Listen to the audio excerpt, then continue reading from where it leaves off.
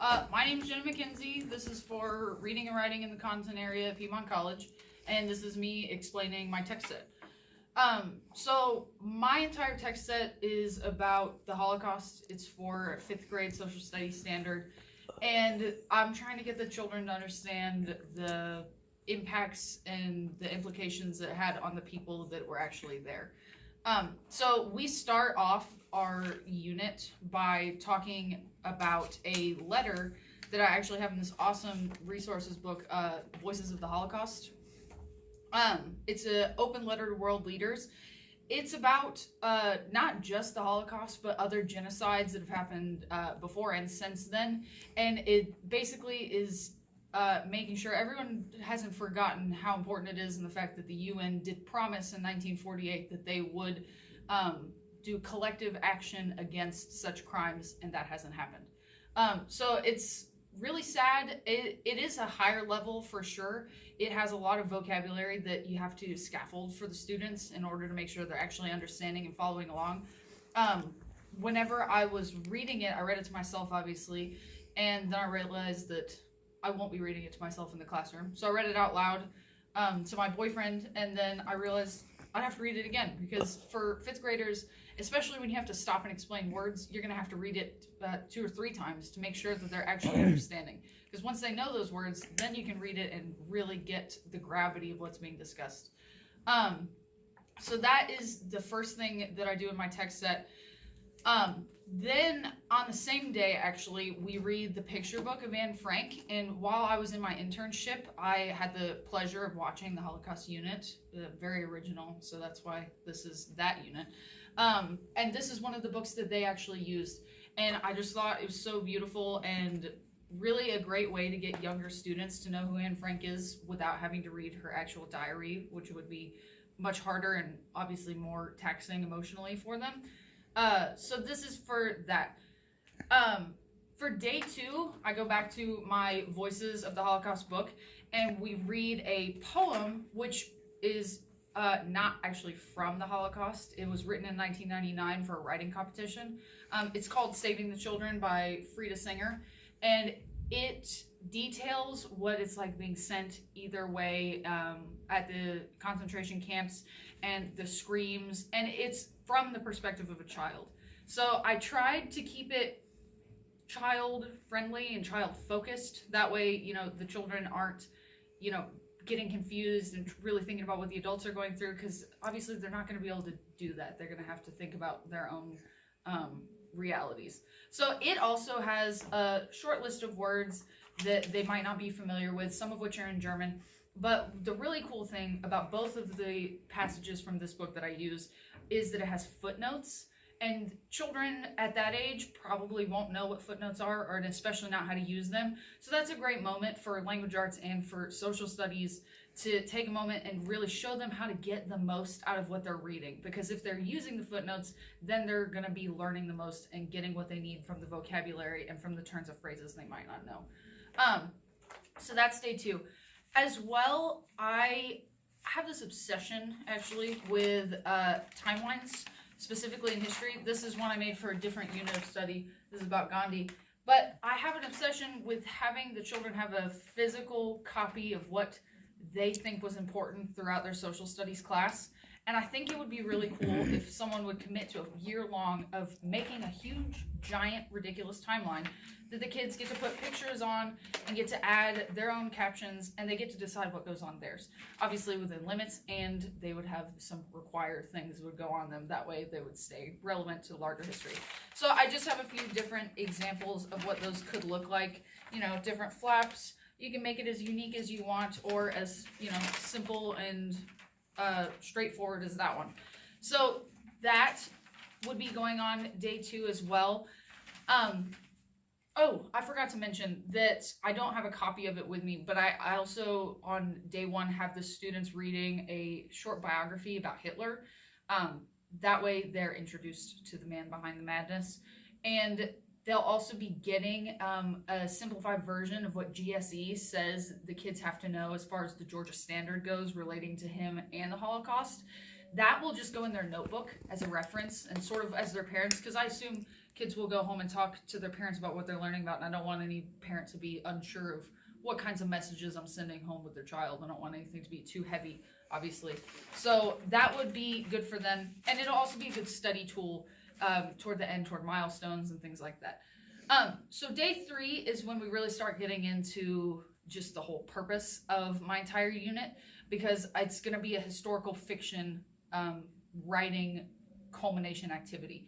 So at first we read The Whispering Town. I don't have a physical copy of it though. The library actually has a free digital copy, so if you're interested in that, be sure to check it out. But we're going to read that first, and then we're going to transition into talking about what our writing activity is going to be, and why we're doing all this. So the first thing we're going to do is talk about what is historical fiction, because they're going to have to know what that is in order to write it.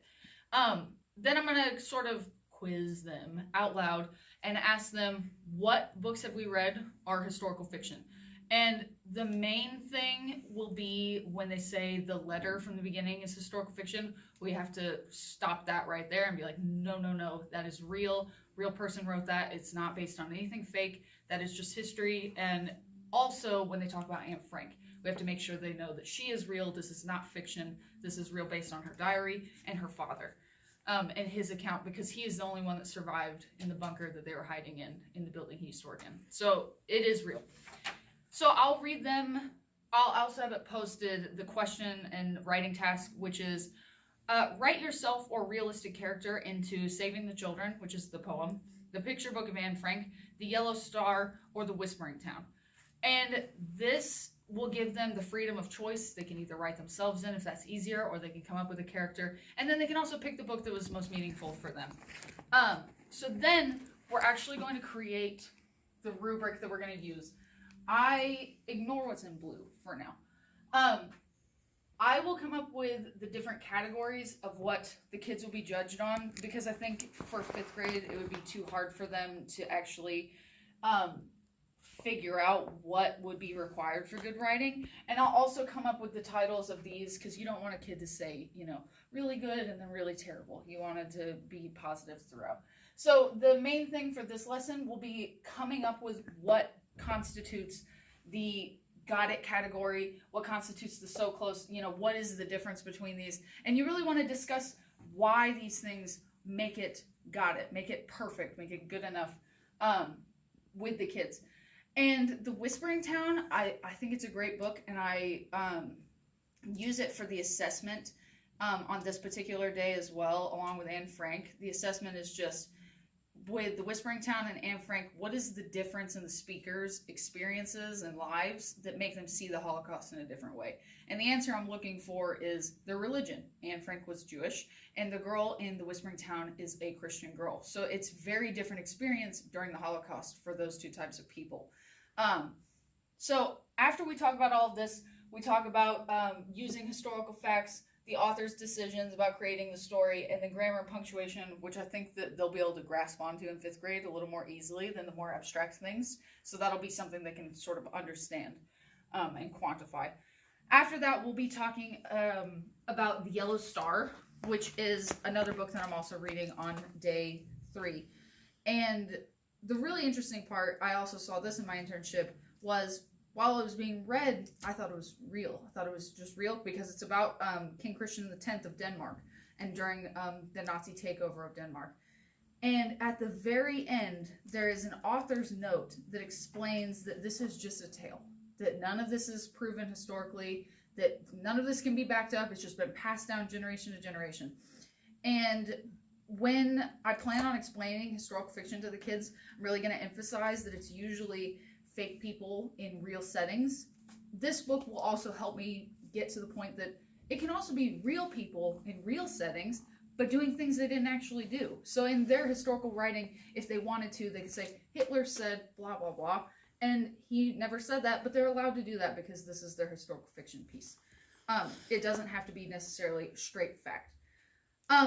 Day 4, I give the kids a bit of a break from me reading with them, reading at them. Some of them have, in my lesson plan, I say that some days we have lots of copies of this book, so they partner read, or things like that. Or I make copies whenever it came out of here, so they have their own. So day 4, the text set is actually us watching a video about a French woman who survived the Holocaust, because getting that first person historical account I feel like is very valuable. The issue is it's in French. She's French. So there's English subtitles, so it'll have to be paused pretty often to make sure that they're actually following along, because closed captioning can be pretty fast. After that, we're going to get into making our character. And this actually came from you, Dr. Short, when you showed us that Olaf character chart at the beginning. I made a very not attractive girl, because that is my drawing skill level.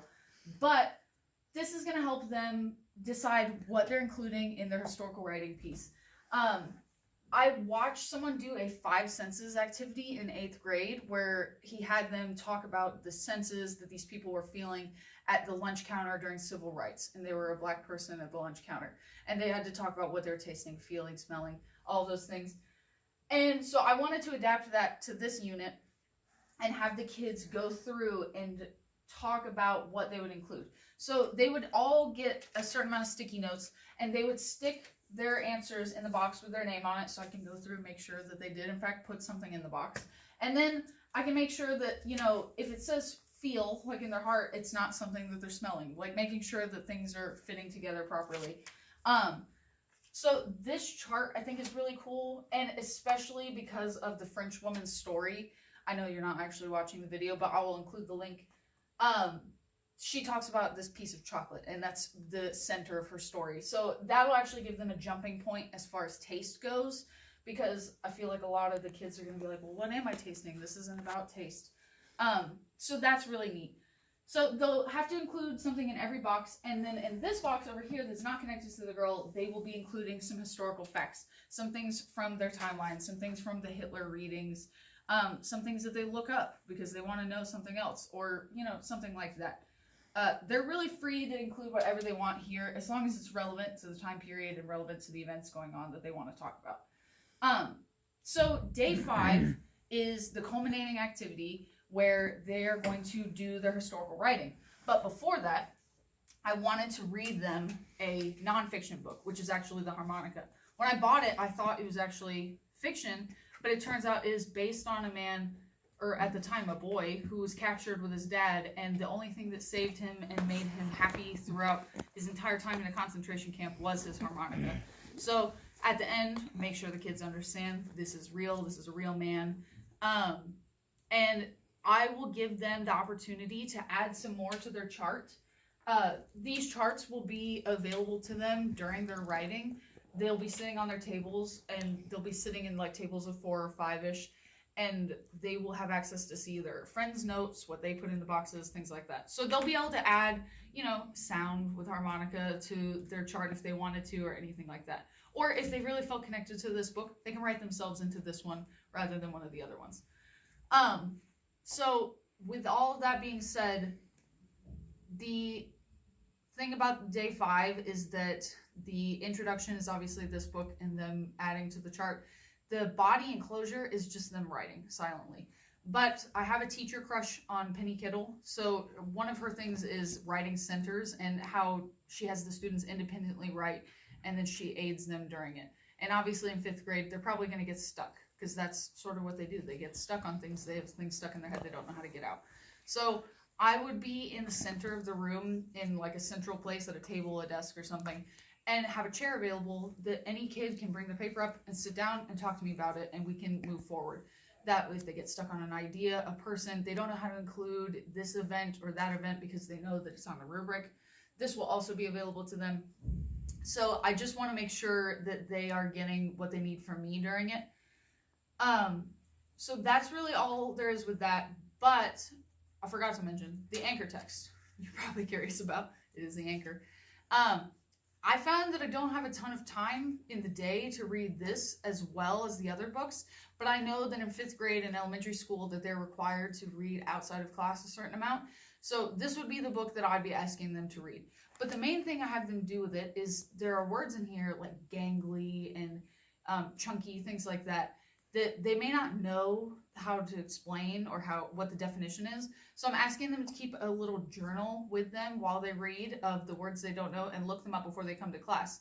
And then in class, we can discuss together what words we found. And oh, well, you don't know what that word means. Well, let me explain it to you because I did know that one, but I didn't know this one. And then kind of jump around with the students at the beginning of class each day. And I think that that could be really valuable as like a community of learners. Oh, it just hit me. The other thing I forgot to explain is the fourth row here on the rubric.